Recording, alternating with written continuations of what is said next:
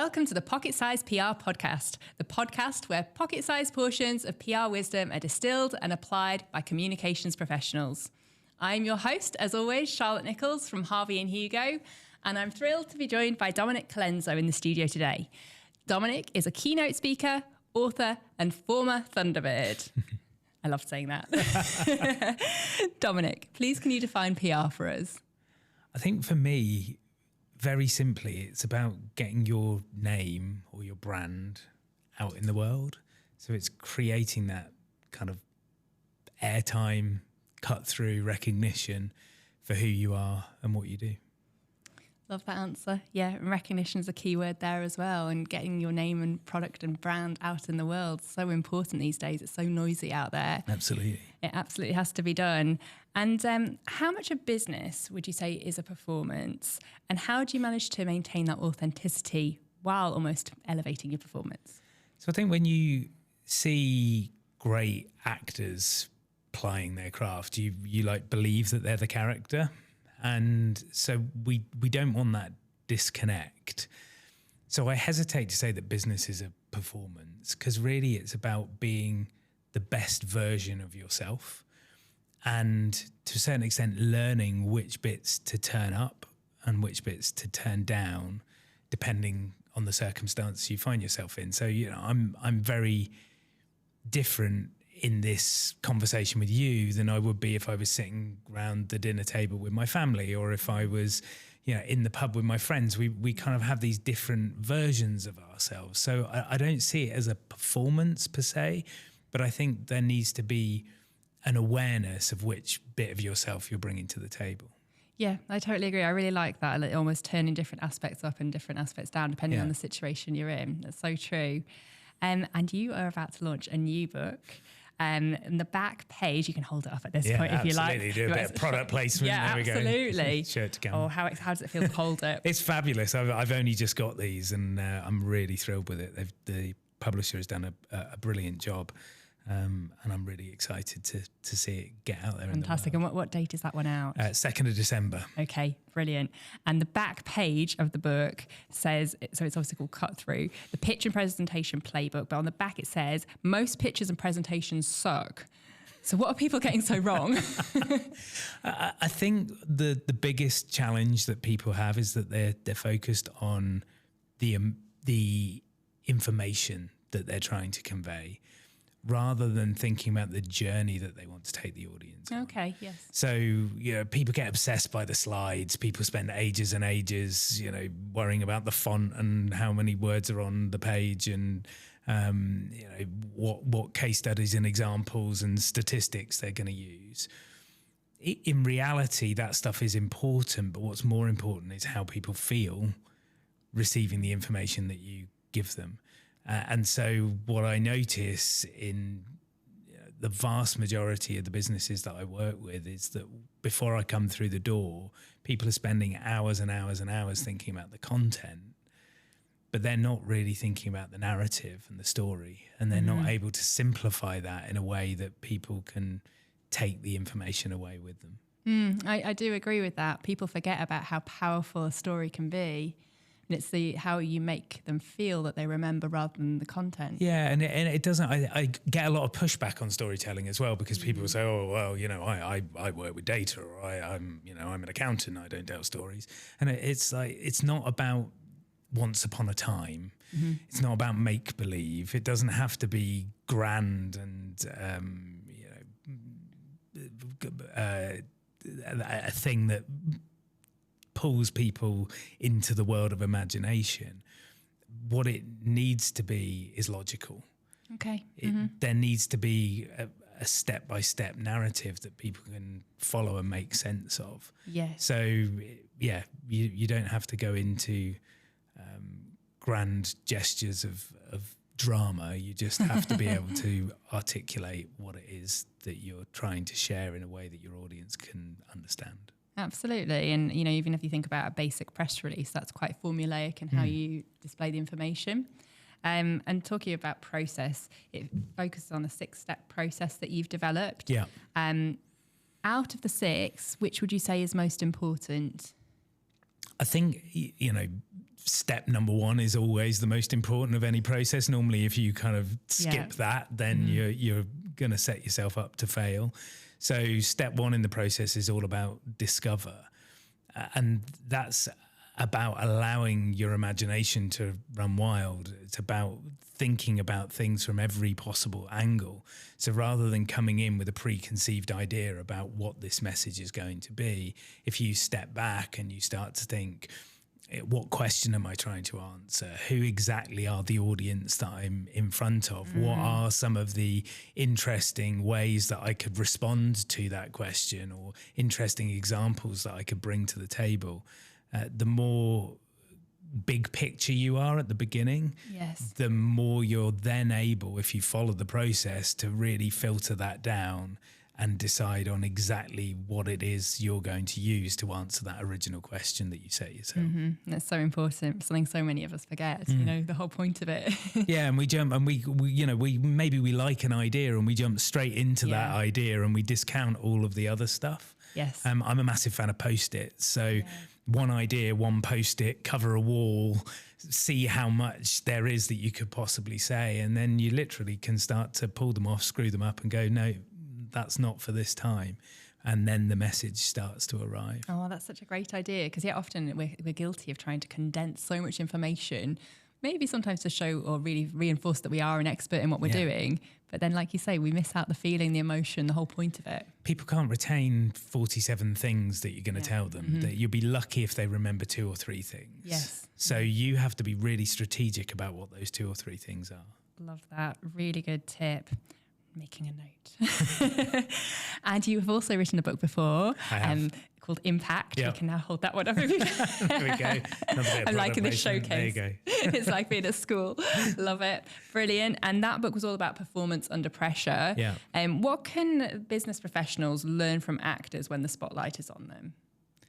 I think one thing that actors either instinctively do very well or learn to do very well is to become present. Okay. So when the focus is on you, it can be quite uncomfortable. You can start to second guess yourself. You can get very kind of lost in your head. I think what people always point to when they're looking at great actors is their ability to be in the moment. And that's available to all of us. Yes. So sometimes we just have to teach ourselves to stop getting caught up in what might happen. Yes. Or worrying about what did happen. Oh, that's so true. And actually be in the moment with the other person, with the other people, in order to share that message. So that kind of grounding piece, I think, is really important. Oh, that is such good advice, because often if we're doing some media training, people are worried about either what they've said in the past or how it's going to be perceived. So it's so important. Are there any techniques that you would use for grounding? For me personally, when I first went to drama school, I used to get incredibly nervous. I used to kind of blush. You could fry eggs on my ears. It was all kind of very hot and sweaty. And the thing that really helped was the breathing work and the breathing techniques that we did. So I encourage people, I'm not demonstrating this right now, but to kind of get both feet on the floor. I'm going to do it anyway. To really allow the breath to drop down. So you're kind of thinking about the 1-pack rather than the 6-pack. You just kind of got to let everything kind of go and almost see how heavy you can be in the chair. And as soon as you start to do that, what happens is that the breath starts to drop down from the chest, that kind of thoracic breathing, and down into the diaphragm and into the belly. So we get that diaphragmatic breathing. And that's where we're able, just by breathing in that way, to bring more oxygen to the prefrontal cortex of the brain, so we can think more clearly. If we were to measure your kind of what's going on hormonally, you'd see an increase in testosterone as you breathe like that, which is the confidence hormone, and a decrease in cortisol, which is your stress hormone. So just by changing the way you breathe, you change the way you feel, but you also change the way your audience feel about you as well. That's powerful. Yeah, and really simple, and it's free. Yeah, and even just doing it now, like the lowering the breath thing was a big feeling. Yeah, you can just feel that drop in, and you can go even further. You can start to work out what your breathing ratio is and all of those sorts of things, but just in a very easy, accessible way. If you feel that anxiety rising or it's feeling stressful or you're feeling nervous, just notice what's going on with your body. Like, are you crossed? Are you holding? Are you tense? And if you can open that up, get your feet on the floor and allow that breath to drop down into the diaphragm, then very quickly you become much more present. I'm going to start using that advice. And also, when you do drop your breath down, you do feel a heaviness in the chair, and it does feel a little bit more relaxing, comforting. I'm always fidgety and always tense, so that's a very good tip for me. Thank you. You are obviously a brilliant public speaker. Do you believe that presence and confidence can be taught, or are some people just naturally good at it? I think we all have an innate confidence. I think sometimes we forget that, but if you look at kids in the playground, they'll all have their kind of moment where they shine and their moments where they don't. So it's not that you either have it or you don't have it. I think everyone has it. It's just about reconnecting with that. And there are some practical things that you can do, like the breathing technique that we just talked about, like taking up space, like slowing down, that are going to help you get out of your head and into your body, and are going to facilitate your audience to hear you more clearly. But ultimately, it's something you have, and then something that you can reinforce through learning the tools and techniques that performers use. Amazing. And both of those books contain secrets. Yeah, loads of tips and tricks. Oh, amazing. It's great to learn from people top of their game. And in terms of how you prepare for a public speaking event compared to how you prepare to go on set and be filmed in a major film, are there similarities between that? Yeah, I think so. I mean, even before our podcast interview this afternoon, I was in the car. I got into the car park, had a little bit of a stretch. I've been sat driving down the motorway for an hour. That's going to kind of bring everything together and make me tight. So I wanted to have a kind of feeling of relaxation in the body, clarity in the mind, a sense of not a script, but the sorts of things that we might be talking about, or any kind of ideas that I wanted to share. So there is absolutely a level of preparation there that I think is important. And there are lots of parallels between how I prepared as an actor and how I prepare now. And is that what you share a lot of the time in your work, how people can enhance their performance? Yeah, and it really isn't about trying to get other people to be actors. Like I've got no desire for anyone that I work with to present or speak like me. It really is, how do you find the best version of you? And which of these tools are useful? Because I think it is tools, not rules. You have probably got a toolkit somewhere in your house, a collection of spanners and screwdrivers. If you're anything like me, I'm terrible at DIY. But if the tap starts to leak, then I can find the right thing in the toolkit, and I can temporarily make that adjustment to make it good, and then I call in the professional. But if I just went, I'm useless at DIY, I'll chuck the toolkit out, then I get a flooded kitchen next time that happens. I feel like this is a warning because I don't have a toolkit. All right. Well, we must get you one. But I think that idea that we choose the appropriate thing for the job. Yes, that makes sense. And that we don't have to be a master of all of them. And there are some things that we will use more than others. Yes. But it's useful to have certain things available to you in case the opportunity arises. That makes sense. And how important is public speaking in terms of as a PR tool? I mean, for me, it's been massive in terms of building my brand. It's an opportunity to get in front of normally quite a wide and diverse audience.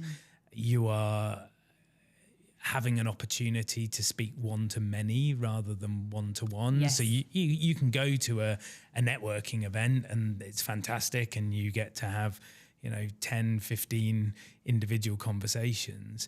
As soon as you stand on stage, even if you were standing up and addressing that whole networking event, all of a sudden all 50 people in the room hear your voice rather than just one. Yes. And if those stages grow, then sometimes you can be in front of hundreds, if not thousands, of your ideal customer, which is just an amazing opportunity. Absolutely, I agree. And what would you say to someone where they recognise the importance of public speaking, but nerves or anxiety is holding them back? I think know that your audience want you to succeed.